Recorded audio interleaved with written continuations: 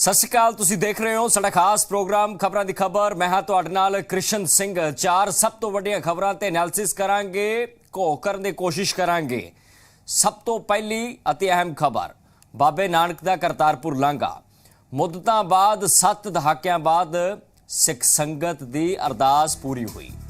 ਸਿੱਖ ਸੰਗਤ ਦੀ ਅਰਦਾਸ ਪੂਰੀ ਹੋਈ ਕਿ 2019 ਦੇ ਵਿੱਚ ਕਰਤਾਰਪੁਰ ਸਾਹਿਬ ਦਾ ਲਾਂਘਾ ਖੋਲ੍ਹਿਆ ਗਿਆ ਤੇ ਫਿਰ ਮਹਾਮਾਰੀ ਜਿਹੀ ਆਈ ਕਿ ਕੋਵਿਡ ਕਰਕੇ ਕਰਤਾਰਪੁਰ ਸਾਹਿਬ ਦੇ ਲਾਂਘੇ ਨੂੰ ਬੰਦ ਚੜ੍ਹਦੇ ਪੰਜਾਬ ਦੀ ਸਰਕਾਰ ਅਤੇ ਭਾਰਤ ਦੀ ਸਰਕਾਰ ਨੇ ਕਰ ਦਿੱਤਾ। ਦੂਜੇ ਪਾਸੇ ਜੇ ਅਸੀਂ ਗੱਲ ਕਰੀਏ ਤਾਂ ਲਹਿੰਦੇ ਪੰਜਾਬ, ਹਾਲਾਂਕਿ ਦੋਹਾਂ ਮੁਲਕਾਂ ਦਾ ਵੱਡਾ ਯੋਗਦਾਨ ਸੀ, ਪਰ ਭਲਕੇ ਤੋਂ ਰਜਿਸਟ੍ਰੇਸ਼ਨ ਦੀ ਪ੍ਰਕਿਰਿਆ ਸ਼ੁਰੂ ਹੋਣ ਜਾ ਰਹੀ ਹੈ। ਦੂਜੀ ਵੱਡੀ ਖਬਰ ਜੋ ਬੜੀ ਅਹਿਮ ਹੈ, ਕੈਬਨਿਟ ਦੀ ਮੀਟਿੰਗ ਹੋਣ ਜਾ ਰਹੀ ਹੈ। ਪੰਜਾਬ ਦੇ ਮੁੱਖ ਮੰਤਰੀ ਚਰਨਜੀਤ ਸਿੰਘ ਚੰਨੀ ਦੀ ਅਗਵਾਈ ਵਿੱਚ ਮੰਥਨ ਚੱਲ ਰਿਹਾ ਹੈ। ਵਜ਼ਾਰਤ ਦੀ ਮੀਟਿੰਗ ਵਿੱਚੋਂ ਕੀ ਕੁਝ ਨਿਕਲ ਕੇ ਬਾਹਰ ਆਵੇਗਾ, ਉਸ ਤੇ ਵੀ ਸਾਡੀ ਨਜ਼ਰ ਬਣੀ ਹੋਈ ਹੈ। ਤੀਜੀ ਸਭ ਤੋਂ ਵੱਡੀ ਖਬਰ, ਜ਼ਹਿਰੀਲਾ ਪਦਾਰਥ ਇਹ ਹਵਾ 'ਚ ਕਿਸ ਨੇ ਫੈਲਾਇਆ? ਪ੍ਰਦੂਸ਼ਣ 'ਚ ਜ਼ਹਿਰ ਫੈਲਾਉਣ ਤੇ ਪੋਲਿਟਿਕਸ ਵੀ ਵੱਡੇ ਪੱਧਰ ਤੇ ਜਾ ਰਹੀ ਹੈ। ਸੁਪਰੀਮ ਕੋਰਟ ਦੀਆਂ ਸਖਤ ਟਿੱਪਣੀਆਂ ਤੋਂ ਬਾਅਦ ਸਿਆਸਤ ਵੀ ਸਿਖਰਾਂ ਤੇ ਹੈ। ਆਖਰਕਾਰ ਜ਼ਿੰਮੇਵਾਰ ਹੈ ਕੌਣ ਹੈ? ਚੌਥੀ ਵੱਡੀ ਖਬਰ, ਕੇਂਦਰੀ ਏਜੰਸੀਆਂ ਦੀਆਂ ਗੱਡੀਆਂ ਪੰਜਾਬ ਦੇ ਵੱਲ ਕਿਉਂ ਕੂਚ ਕਰ ਰਹੀਆਂ ਨੇ? ਕਿਹੜੀਆਂ ਕੇਂਦਰੀ ਏਜੰਸੀਆਂ ਨੇ? ਕਦੇ ਈਡੀ ਦੀ ਰੇਡ, ਕਦੇ ਇਨਕਮ ਟੈਕਸ ਵਿਭਾਗ ਦੀ ਰੇਡ।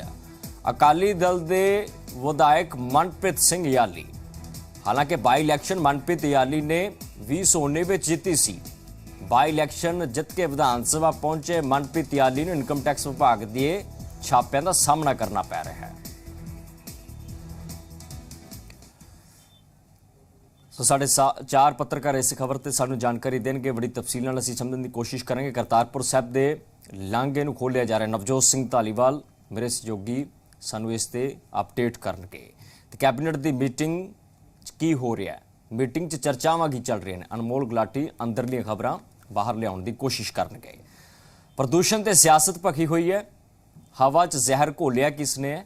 ਗੁਰਪ੍ਰੀਤ ਸਿੰਘ ਮੇਰੇ ਸਹਿਯੋਗੀ ਇਸ ਤੇ ਸਾਨੂੰ ਜਾਣਕਾਰੀ ਦੇਣਗੇ। ਤੇ ਇਨਕਮ ਟੈਕਸ ਵਿਭਾਗ ਦੀ ਕਾਰਵਾਈ ਦੇ ਮਾਇਨੇ ਕੀ ਦੇਖੀਏ, ਪਰ ਸ਼ਰਮਾ ਲੁਧਿਆਣਾ ਤੋਂ ਸਾਨੂੰ ਜਾਣਕਾਰੀ ਦੇਣਗੇ। ਸੋ ਮੁੱਦਤਾਂ ਬਾਅਦ 7 ਦਹਾਕਿਆਂ ਬਾਅਦ ਕਰਤਾਰਪੁਰ ਸਾਹਿਬ ਦਾ ਲਾਂਘਾ ਭਾਰਤ ਦੀ ਸਰਕਾਰ ਅਤੇ ਪਾਕਿਸਤਾਨ ਦੀ ਸਰਕਾਰ ਦੇ ਯੋਗਦਾਨ ਨਾਲ ਖੁੱਲਿਆ, ਪਰ ਕੋਵਿਡ ਤੋਂ ਬਾਅਦ ਇਸ ਲਾਂਘੇ ਨੂੰ ਮੁੜ ਤੋਂ ਭਲਕੇ ਤੋਂ ਖੋਲ੍ਹਿਆ ਜਾ ਰਿਹਾ। ਸੋ ਲੰਬੀ ਉਡੀਕ ਤੋਂ ਬਾਅਦ ਸ਼ਰਧਾਲੂਆਂ ਦੇ ਚਿਹਰਿਆਂ ਤੇ ਖੁਸ਼ੀ ਦਾ ਮਾਹੌਲ ਹੈ। ਦਰਸ਼ਨ ਦਿਦਾਰੇ, ਅਰਦਾਸ ਵਿੱਚ ਸਿੱਖ ਹਮੇਸ਼ਾ ਜ਼ਿਕਰ ਕਰਦੇ ਨੇ ਜਿੱਥੇ ਸਰਬੱਤ ਦਾ ਭਲਾ ਹੁੰਦਾ ਹੈ ਕਿ ਉਹਨਾਂ ਗੁਰਧਾਮਾਂ ਦੇ ਦਰਸ਼ਨ ਦਿਦਾਰੇ ਬਖਸ਼ਣਾ ਜਿਨ੍ਹਾਂ ਨੂੰ ਪੰਥ ਤੋਂ ਵਿਛੋੜਿਆ ਗਿਆ। ਸੋ ਕਰਤਾਰਪੁਰ ਸਾਹਿਬ ਦੇ ਲਾਂਘੇ ਨੂੰ ਲੈ ਕੇ ਵੱਡੀ ਖਬਰ ਸਾਹਮਣੇ ਆ ਰਹੀ ਹੈ ਕਿ ਕਰਤਾਰਪੁਰ ਸਾਹਿਬ ਦਾ ਲਾਂਘਾ ਭਲਕੇ ਤੋਂ ਖੁੱਲ੍ਹਣ ਜਾ ਰਿਹਾ ਹੈ। ਕੇਂਦਰੀ ਗ੍ਰਹਿ ਮੰਤਰੀ ਨੇ ਟਵੀਟ ਕਰਕੇ ਜਾਣਕਾਰੀ ਦਿੱਤੀ ਹੈ, ਮੋਦੀ ਸਰਕਾਰ ਦਾ ਇਹ ਫੈਸਲਾ ਸਿੱਖ ਭਾਈਚਾਰੇ ਲਈ ਖੁਸ਼ੀਆਂ ਵਾਲਾ ਫੈਸਲਾ। ਇਸ ਤਰ੍ਹਾਂ ਦਾ ਵੀ ਜ਼ਿਕਰ ਹੋ ਰਿਹਾ ਹੈ। 250 ਸਿੱਖ ਸ਼ਰਧਾਲੂਆਂ ਦਾ ਜਥਾ ਜਾਵੇਗਾ। ਹੋ ਸਕਦਾ ਹੈ ਕਿ ਵੱਡੀ ਗਿਣਤੀ ਵਿੱਚ ਸਿੱਖ ਸ਼ਰਧਾਲੂ ਜਾਣ ਤੇ ਦੂਜੇ ਪਾਸੇ ਪੰਜਾਬ ਦੀ ਸਰਕਾਰ ਵੀ ਇਸ ਜਥੇ ਨਾਲ ਜਾ ਸਕਦੀ ਹੈ। ਪੰਜਾਬ ਦੇ ਮੁੱਖ ਮੰਤਰੀ ਚਰਨਜੀਤ ਸਿੰਘ ਚੰਨੀ ਆਪਣੇ ਵਜ਼ੀਰਾਂ ਨਾਲ ਕਰਤਾਰਪੁਰ ਸਾਹਿਬ ਦੇ ਦਰਸ਼ਨ ਕਰਨਗੇ। ਮੈਂ ਬਤੌਰ ਮੁੱਖ ਮੰਤਰੀ, ਪ੍ਰਧਾਨ ਮੰਤਰੀ ਜੀ ਤੇ ਹੋਮ ਮਿਨਿਸਟਰ ਉਹਨਾਂ ਨੂੰ ਮਿਲਣ ਗਿਆ ਸੀ। ਖਾਸ ਤੌਰ ਤੇ ਇਹ ਬੇਨਤੀ ਕੀਤੀ ਸੀ ਤੇ ਉਹਨਾਂ ਨੇ ਕੋਰੀਡੋਰ ਖੋਲ੍ਹਣ ਦਾ ਐਲਾਨ ਕੀਤਾ। ਮੈਂ ਉਹਨਾਂ ਦਾ ਬੜਾ ਧੰਨਵਾਦ ਕਰਦਾ।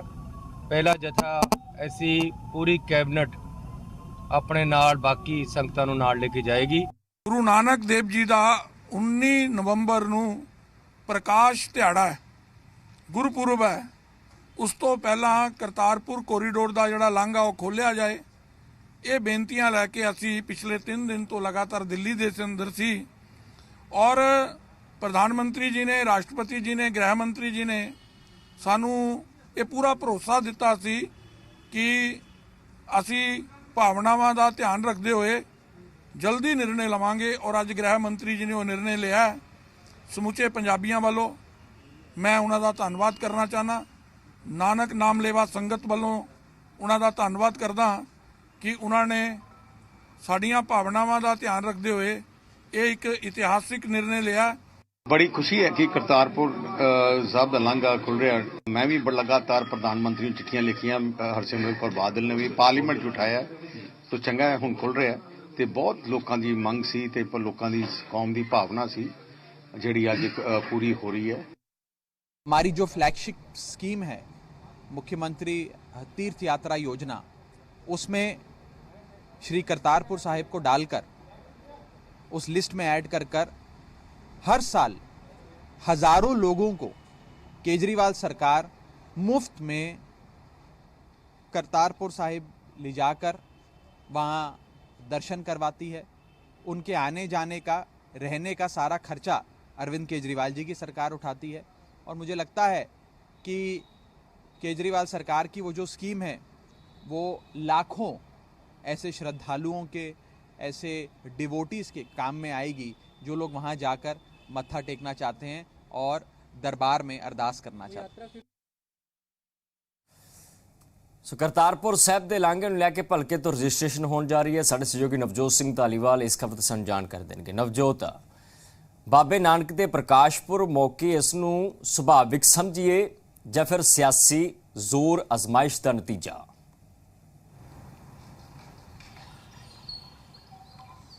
देखो, ज़ाती तौर पर मेरी तो राय यह है कि ਇਹਦੇ ਉੱਤੇ ਸਮਝਣ ਜਾਂ ਸਮਝਾਉਣ ਦੀ ਕਿਸੇ ਫਿਲਾਸਫੀ ਦੇ ਵਿੱਚ ਪੈਣ ਦੀ ਜ਼ਰੂਰਤ ਨਹੀਂ ਹੈਗੀ। ਇਸ ਨੂੰ ਸਿਆਸਤ ਦੇ ਜਾਵੀਏ ਤੋਂ ਵੀ ਨਹੀਂ ਵੇਖਣਾ ਚਾਹੀਦਾ ਹੈਗਾ, ਕਿਉਂਕਿ ਇਹ ਗੁਰੂ ਨਾਨਕ ਨਾਮ ਲੇਵਾ ਸੰਗਤ ਜਿਹੜੀ ਕੁੱਲ ਦੁਨੀਆ ਦੇ ਵਿੱਚ ਵਸਦੀ ਹੈ, ਉਹਨਾਂ ਦੀ ਆਸਥਾ ਨਾਲ ਜੁੜਿਆ ਹੋਇਆ ਇੱਕ ਮੁੱਦਾ ਸੀਗਾ। ਜਿਸ ਮਸਲੇ ਮਿਸਾਈਲ ਨੂੰ 2 ਸਾਲ ਪਹਿਲਾਂ ਬੂਰ ਪਿਆ ਸੀ, ਪਰ ਕਰੋਨਾ ਦਾ ਰੋੜਾ ਇਹਦੇ ਰਾਹ ਦੇ ਵਿੱਚ ਅੜਿਆ, ਜਿਹੜਾ ਕਿ ਉਹ ਵਿੱਚ ਰਹਿ ਗਿਆ ਤੇ ਉਹ ਜਿਹੜੇ 1 ਸਾਲ ਇਸ ਤਰੀਕੇ ਨਾਲ ਹੀ ਕੱਟਣਾ ਪਿਆ। ਪਰ ਉਸ ਤੋਂ ਬਾਅਦ ਠੀਕ ਹੈ, ਤੁਹਾਡੇ ਸਵਾਲ ਦਾ ਜਿਹੜਾ ਮੰਤਵ ਮਕਸਦ ਹੈ ਮੈਂ ਉਸ ਨੂੰ ਸਮਝਦਾ ਵੀ 2022 ਦੀਆਂ ਵਿਧਾਨ ਸਭਾ ਚੋਣਾਂ ਨੇ, ਚੋਣਾਂ ਤੋਂ ਪਹਿਲਾਂ ਇਹ ਫੈਸਲਾ ਲਿਆ ਜਾਣਾ ਔਰ ਜਿਹੜੀਆਂ ਇਸ ਤੋਂ ਐਨ ਪਹਿਲਾਂ ਭਾਜਪਾ ਆਗੂਆਂ ਦੀਆਂ ਬੈਠਕਾਂ ਹੋਣੀਆਂ ਤੇ ਬੈਠਕਾਂ ਤੋਂ ਇੱਕ ਦਿਨ ਅੱਗੇ ਹੀ ਇਹ ਜਿਹੜਾ ਨਤੀਜਾ ਆ ਜਾਣਾ।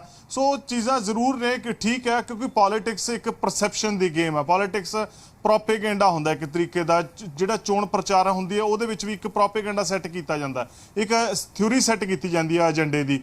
ਸੋ ਉਸ ਦੇ ਵਿੱਚ ਇਸ ਨੂੰ ਅਸੀਂ ਜ਼ਰੂਰ ਇਸ ਤਰੀਕੇ ਦੇ ਨਾਲ ਵੇਖ ਸਕਦੇ ਹਾਂ, ਸਮਝ ਸਕਦੇ ਹਾਂ। ਔਰ ਜੇਕਰ ਅਸੀਂ ਇਸ ਨੂੰ ਆਸਥਾ ਦੇ ਪੱਖ ਤੋਂ ਦੇਖੀਏ, ਕਿਉਂਕਿ ਜਦੋਂ ਇਸ ਕੋਰੀਡੋਰ ਨੂੰ ਖੋਲ੍ਹਣ ਦੀ ਗੱਲ ਤੁਰੀ ਸੀਗੀ ਕ੍ਰਿਸ਼ਨ, ਤਾਂ ਉਦੋਂ ਇਹ ਗੱਲ ਸੀਗੀ ਕਿ ਇਹ ਸਿਰਫ ਤੇ ਸਿਰਫ ਕੋਈ ਜਿਹੜਾ ਆਸਥਾ ਦਾ ਲਾਂਘਾ ਨਹੀਂ ਹੈ, ਇਹ ਆਰਥਿਕਤਾ ਦਾ ਲਾਂਘਾ ਵੀ ਹੋਊਗਾ, ਰਿਸ਼ਤਿਆਂ ਦਾ ਲਾਂਘਾ ਵੀ ਹੋਊਗਾ, ਚੰਗੇ ਸੰਬੰਧਾਂ ਦਾ ਵੀ ਲਾਂਘਾ ਹੋਊਗਾ। ਇਸ ਤਰੀਕੇ ਨਾਲ ਦੇਖਿਆ ਜਾ ਰਿਹਾ ਸੀ। ਤੇ ਉੱਥੋਂ ਦੇ ਲੋਕ, ਸ਼ਾਇਦ ਤੁਹਾਨੂੰ ਯਾਦ ਹੋਊਗਾ ਕਿ ਅੱਜ ਤੋਂ ਜਦੋਂ 2 ਤੋਂ 2.5 ਸਾਲ ਪਹਿਲਾਂ ਮੈਂ ਖੁਦ ਉੱਥੇ ਕਵਰੇਜ ਲਈ ਗਿਆ ਸੀਗਾ, ਉੱਥੇ ਤੋਂ ਲੋਕਾਂ ਨਾਲ ਜਦੋਂ ਗੱਲਬਾਤ ਚੱਲ ਰਹੀ ਸੀ, ਉਹਨਾਂ ਲੋਕਾਂ ਦੀਆਂ ਜਿਹੜੀਆਂ ਅੱਖਾਂ, ਉਹਨਾਂ ਲੋਕਾਂ ਦੇ ਜਿਹੜੇ ਚਾਅ, ਲੋਕਾਂ ਦੇ ਭਾਵੇਂ ਕਹਿੰਦੇ ਸੀਗੇ ਕਿ ਜਿੱਥੋਂ ਅਸੀਂ ਜਿਸ ਧਰਤ ਤੋਂ ਉੱਠ ਕੇ ਆਏ ਸੀ, ਸਾਡੇ ਬਾਬੇ ਦੀ ਉਹ ਧਰਤ ਜਿੱਥੇ ਉਹਨਾਂ ਨੇ ਹਲ ਵਹਾਏ ਸੀ, ਸਾਡੀ ਆਪਣੀ ਉਹ ਧਰਤੀ ਜਿੱਥੋਂ ਅਸੀਂ ਕਿਰਤ ਦਾ ਉਪਦੇਸ਼ ਲਿਆ ਸੀਗਾ, ਅਸੀਂ ਉੱਥੇ ਸਾਨੂੰ ਜਾਣ ਦਾ, ਨਤਮਸਤਕ ਹੋਣ ਦਾ, ਸੀਸ ਨਵਾਉਣ ਦਾ ਮੌਕਾ ਮਿਲੂਗਾ। ਇਸ ਤੋਂ ਉੱਪਰ, ਇਸ ਤੋਂ ਵੱਧ ਕੇ ਹੋਰ ਕੁਝ ਨਹੀਂ ਹੋ ਸਕਦਾ। ਤਾਂ ਉਹਨਾਂ ਇਹ ਕਿਹਾ ਸੀਗਾ, ਕੱਲ ਹੀ ਇਹੀ ਨਹੀਂ, ਇਸ ਤੋਂ ਬਾਅਦ 18 ਵਾਘਾ ਸਰਹੱਦ ਦੇ ਜ਼ਰੀਏ ਵੀ ਉਹਨਾਂ ਨੂੰ ਆਸ ਵੱਝਦੀ ਹੈ। ਉਸ ਤੋਂ ਬਾਅਦ ਹੋਰ ਜਿਹੜੇ ਗੁਰੂ ਧਾਮ ਨੇ, ਕਿਉਂਕਿ ਜਦੋਂ ਅਰਦਾਸ ਕਰਦੇ ਆ, ਜਿਹੜੇ ਵਿਛੜੇ ਗੁਰੂ ਧਾਮ ਹੈ ਉਹਨਾਂ ਦੇ ਦਰਸ਼ਨ ਦੀਦਾਰਿਆਂ ਦੀ ਆਸ ਹੈ। ਠੀਕ ਹੈ, ਉਹ ਜਿਹੜੇ ਗੁਰੂ ਧਾਮ ਨੇ ਉਹ ਹੋਰ ਵੀ ਬਹੁਤ ਨੇ ਜਿਹੜੇ ਕਿ ਬਾਹਰ ਨੇ।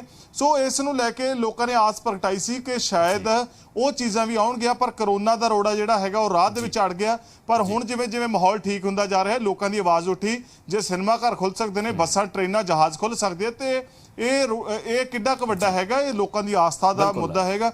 ਸੋ ਉਸ ਨੂੰ ਬੂਰ ਪਿਆ ਤੇ ਭਲਕੇ ਰਜਿਸਟ੍ਰੇਸ਼ਨ ਤੋਂ ਬਾਅਦ परसों चौथ तो जिहड़ा है काफले भी जाते हुए नजर आउणगे। सो बिल्कुल एक चंगा सुनेहा सिख संगत विच। बहुत शुक्रिया नवजोत साडे नाल जुड़न दे लई। सो बाबे नानक दा करतारपुर साहिब लांघ खुलण जा रहा है। पंजाब वजारत दी बैठक, मुख्यमंत्री पंजाब चरणजीत सिंह चन्नी की अगवाई दे विच बैठक चल रही है। पंजाब सकत्तरत विच मीटिंग हो रही है। बैठक विच वड्डे फैसले की संभावना है। मीटिंग तो बाद सीएम चन्नी मीडिया नूं मुखातिब होकर जानकारियां भी दे सकते हैं।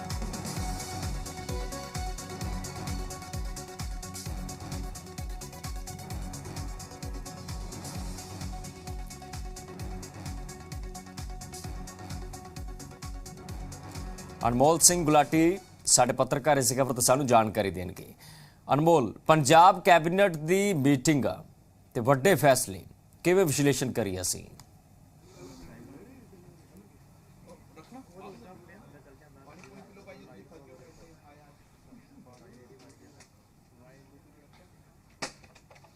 ਅਨਮੋਲ ਮੇਰੀ ਆਵਾਜ਼ ਤੁਹਾਡੇ ਤੱਕ ਆ ਰਹੀ ਹੈ? ਸਾਫ਼ ਤੌਰ ਤੇ ਕਿਸ਼ਨ ਜੇਕਰ ਗੱਲ ਬਿਲਕੁਲ, ਕੀਤੀ ਮੈਂ ਜਾਵੇ ਤੁਹਾਨੂੰ ਸੁਣ ਜਿਹੜੀ ਪਾ ਹੁਣ ਰਿਹਾ। ਕੈਬਨਿਟ ਬੈਠਕਾਂ ਹੋ ਰਹੀਆਂ ਨੇ ਕਿਤੇ ਨਾ ਕਿਤੇ तमाम ਜਿਹੜੀ ਕੈਬਨਿਟ ਬੈਠਕਾਂ ਨੇ ਸਿਰਫ ਵਿਧਾਨ ਸਭਾ ਚੋਣਾਂ ਦੇ ਮੱਦੇਨਜ਼ਰ ਜਿਹੜੀ ਕਿ ਕੀਤੀ ਜਾ ਰਹੀਆਂ ਨੇ। ਤੁਸੀਂ ਜੇਕਰ ਝਾਤੀ ਮਾਰੋ जी बिल्कुल, क्योंकि किशन साफ तौर पर जिस तरीके विधान सभा चोणां आ रही है वो मद्देनज़र ही कैबिनेट बैठकों के फैसले भी लगातार जोड़े कि सुनाए जा रहे हैं। हुण इन फैसलों की गल की जाए तो पहला जेकर आप कैबिनेट बैठकों के वाल एक बार वेखीए तो कैबिनेट बैठकों के फैसले काफ़ी जोड़े कि सुनाए गए हैं, काफ़ी जोड़े कि पंजाब के आवाम के लिए सौगात लेके आई गई है। इहो ਜਿਹੇ फैसले लिते गए जोड़े कि हिस्टोरिक सीगे। जिस तरीके गल की जाए बिजली के बिल घटाउण की गल की गई या फिर फ्यूल प्राइसिस घटाउण की गल की गई, अज की भी जेकर कैबिनेट बैठक गल की जाए तो कुछ ना कुछ वड्डा निकल के जरूर आ सकता है। तो खास तौर पर जी गल सामने आ रही है कि पंजाब दे विच जिहड़े लोग ने, पंजाब दे विच जिहड़ी सरकारी नौकरियां ने या प्राइवेट नौकरियां ने, उहदे विच ज़्यादातर लोग वो ने जिहड़े कि हरियाणा तो, हिमाचल तो ते बाहरले सूबियां तो आके काम करते हैं। तो हुण जिस तरीके हरियाणे दे विच जिहड़ा एक कोटा फिक्स किया गया कि उस कोटे दे विच सिर्फ हरियाणा के लोग ही अप्लाई कर सकते हैं, उदा ही जिहड़ा पंजाब है, पंजाब दे विच भी जिहड़ा कि कोटा फिक्स किया जा सकता है अज दी इस कैबिनेट बैठक दे विच। ते कहा जा सकता है कि उस कोटे दे विच सिर्फ पंजाब के लोग ही जिहड़े कि हैं अप्लाई कर सकते हैं नौकरियां लई, क्योंकि एम्प्लॉयमेंट जनरेशन जिहड़ी कि काफ़ी ज़्यादा जरूरी है जेकर पंजाब दे लई रेवेन्यू वधाना है, जेकर पंजाब नूं खुशहाल करना है। तो कहा जा सकता है कि अज एक होर सौगात जिहड़ी कि है वो पंजाब दे लई सामने आ सकती है कि कोटा जिहड़ा कि है वो फिक्स कर दिता जाऊगा जिहदे विच गौरमेंट ते प्राइवेट नौकरियां दे विच सिर्फ पंजाब के लोग ही अप्लाई कर सकणगे। सो बिल्कुल हरी झंडी कई फैसले नूं दित्ती जा सकती है। बहुत शुक्रिया अनमोल साडे नाल जुड़न दे लई, जानकारी देण दे लई।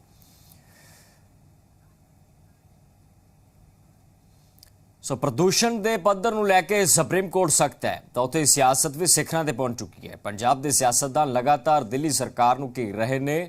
डिप्टी सीएम सुखजिंदर सिंह रंधावा ने कहा कि पंजाब की जनता ने तुहाडे भरोसे करके तुहानूं मुख विरोधी धिर की भूमिका विच दिता, पर तुसी हमेशा दोगली राजनीति कर रहे हो।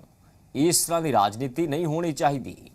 पराली के मुद्दे ते लगातार सरकार नूं घेरिया जा रहा है कि पंजाब दे विच ज़्यादातर किसान झोने की बिजाई करते हैं, जबकि सुप्रीम कोर्ट दीयां टिप्पणियां ने कि 10% पराली का धुआं सिर्फ दिल्ली नूं प्रभावित करता है, 90% जिहड़ा धुआं है वह वख-वख वाहनां तो, इंडस्ट्री तो, ऊर्जा तो दिल्ली की आवाम नूं प्रभावित कर रहा है।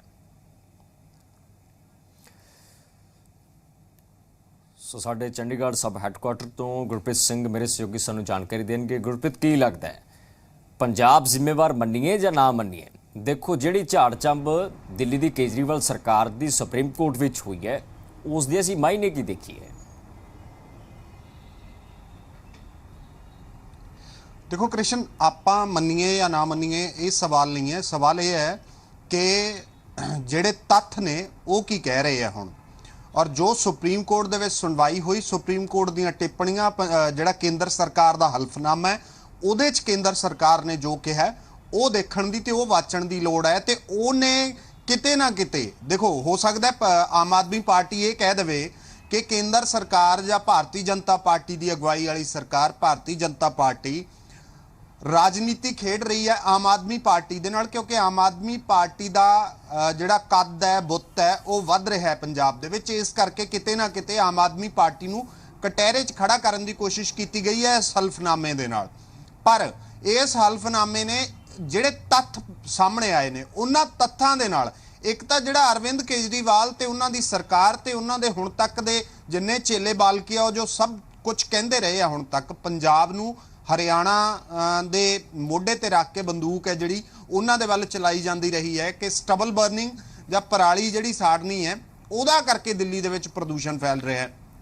ये हुण तक पिछले 3-4 साल तो जदों तो केजरीवाल की सरकार आई है तो प्रदूषण जदों नवंबर महीने दे विच ठंड हुंदी है, जदों हवा जमदी है, हवा की जिहड़ी गति है वो रुकदी है, उदों जिहड़ा पार्टिकल्स हुंदे आ, स्टैंडिंग पार्टिकल्स हुंदे आ हवा दे विच, वो खड़ जाते हैं एक जगह ते, और उस प्रदूषण नूं जिम्मेदार हुण तक मन्निया जाता है, पंजाब नूं जिम्मेदार ठहराया जाता है। पर पंजाब सरकार नूं हुण संजीवनी देती जिहड़ा केंद्र सरकार का हल्फनामा है, उस हल्फनामे ने कि 90% जिहड़ा धुआं है दिल्ली दे विच वो दिल्ली का इंटरनल है, 10% या 7 तो 10% तक ही ਪਰਾਲੀ ਪ੍ਰਭਾਵਿਤ ਕਰ ਰਹੀ ਹੈ। ਔਰ ਪੰਜਾਬ ਸਰਕਾਰ ਦਾ ਜਿਹੜਾ ਡਾਟਾ ਹੈ ਉਹ ਵੀ ਇਹ ਕਿਤੇ ਨਾ ਕਿਤੇ ਸਾਬਿਤ ਕਰਦਾ ਹੈ। ਪਿਛਲੀ ਵਾਰ ਦੀ ਜੇ ਗੱਲ ਕਰ ਲਈਏ ਆਪਾਂ, ਪਿਛਲੇ ਸਾਲ ਰਿਮੋਟ ਸੈਂਸਿੰਗ ਸੈਂਟਰ ਹੈ ਜਿਹੜਾ, ਉਹ ਕਹਿੰਦਾ ਹੈ ਕਿ 10 ਲੱਖ ਹੈਕਟੇਅਰ ਇਸ ਵਾਰ ਪਰਾਲੀ ਜਲੀ ਹੈ ਔਰ ਪਿਛਲੇ ਸਾਲ ਇਹ ਸੀਗੀ 15 ਲੱਖ ਹੈਕਟੇਅਰ। ਤਾਂ ਪੰਜਾਬ ਦੇ ਵਿੱਚ ਤਾਂ ਪਰਾਲੀ ਘਟੀ ਹੈ, 5 ਲੱਖ ਹੈਕਟੇਅਰ ਘੱਟ ਸਾੜੀ ਗਈ ਹੈ, ਪ੍ਰਦੂਸ਼ਣ ਵਧਿਆ ਦਿੱਲੀ ਦਾ। ਹੁਣ ਇਹਦੇ ਪਿੱਛੇ ਕੀ ਕਾਰਨ ਨੇ, ਉਹ ਜਿਹੜਾ ਕੇਂਦਰ ਸਰਕਾਰ ਦਾ ਇੱਕ ਹਲਫਨਾਮਾ ਹੈ, ਉਹਦੇ ਜਿਹੜੇ ਤੱਥ ਹੈ ਉਹਨਾਂ ਨੂੰ ਪੜਨ ਦੀ ਲੋੜ ਹੈ, ਉਹਨਾਂ ਨੂੰ ਦੇਖਣ ਦੀ ਲੋੜ ਹੈ। ਪੰਜਾਬ ਸਰਕਾਰ ਦਾ ਜਿਹੜਾ ਰਿਮੋਟ ਸੈਂਸਿੰਗ ਸੈਂਟਰ ਦੇ ਡਾਟੇ ਹੈ ਉਹਨੂੰ ਦੇਖਣ ਦੀ ਲੋੜ ਹੈ। ਤੇ ਫਿਰ ਕੇਜਰੀਵਾਲ ਸਰਕਾਰ ਨੂੰ ਦੁਬਾਰਾ ਵੀ ਇਹ ਸਮਝਣ ਦੀ ਲੋੜ ਹੈ ਕਿ ਆਈ ਵਾਰ ਪੰਜਾਬ ਸਮਝਣ ਦੀ ਜ਼ਰੂਰਤ ਹੈ। ਇੱਕ ਪਾਸੇ ਭਾਰਤ ਦੀ ਸਰਕਾਰ ਦਾ ਹਲਫਨਾਮਾ, ਦੂਜੇ ਪਾਸੇ ਦਿੱਲੀ ਦੀ ਹਕੂਮਤ ਤੇ ਤੀਜੇ ਪਾਸੇ ਪੰਜਾਬ ਦੀ ਸਰਕਾਰ। ਬਹੁਤ ਸ਼ੁਕਰੀਆ ਗੁਰਪ੍ਰੀਤ ਫਿਲਹਾਲ ਦੀ ਘੜੀ ਜਾਣਕਾਰੀ ਦੇਣ ਦੇ ਲਈ। 2022 ਦੀਆਂ ਚੋਣਾਂ ਤੋਂ ਪਹਿਲਾਂ ਪੰਜਾਬ ਦੇ ਸਿਆਸਤਦਾਨ ਕੇਂਦਰੀ ਏਜੰਸੀਆਂ ਦੇ ਨਿਸ਼ਾਨੇ ਤੇ ਨੇ, ਕਦੇ ਈਡੀ ਤੇ ਕਦੇ ਆਈਟੀ ਯਾਨੀ ਕਿ ਇਨਕਮ ਟੈਕਸ ਵਿਭਾਗ। ਕੇਂਦਰੀ ਏਜੰਸੀਆਂ ਸਿਆਸਤਦਾਨਾਂ ਨੂੰ ਆਪਣੇ ਸ਼ਿਕੰਜੇ ਦੇ ਵਿੱਚ ਲੈ ਰਹੀਆਂ ਨੇ, ਕਦੇ ਸੁਖਪਾਲ ਸਿੰਘ ਖਹਿਰਾ ਦੀ ਗ੍ਰਿਫਤਾਰੀ ਤੇ ਕਦੇ ਬਾਈ ਇਲੈਕਸ਼ਨ ਵਿਧਾਨ ਸਭਾ ਵਿੱਚ ਪਹੁੰਚੇ ਮਨਪ੍ਰੀਤ ਸਿੰਘ ਗਿਆਲੀ ਦੇ ਘਰ ਤੇ ਇਨਕਮ ਟੈਕਸ ਵਿਭਾਗ ਦਾ ਛਾਪਾ। ਹਾਲਾਂਕਿ ਕਈ ਟਿਕਾਣਿਆਂ ਤੇ ਛਾਪੇਮਾਰੀ ਹੋਈ ਹੈ।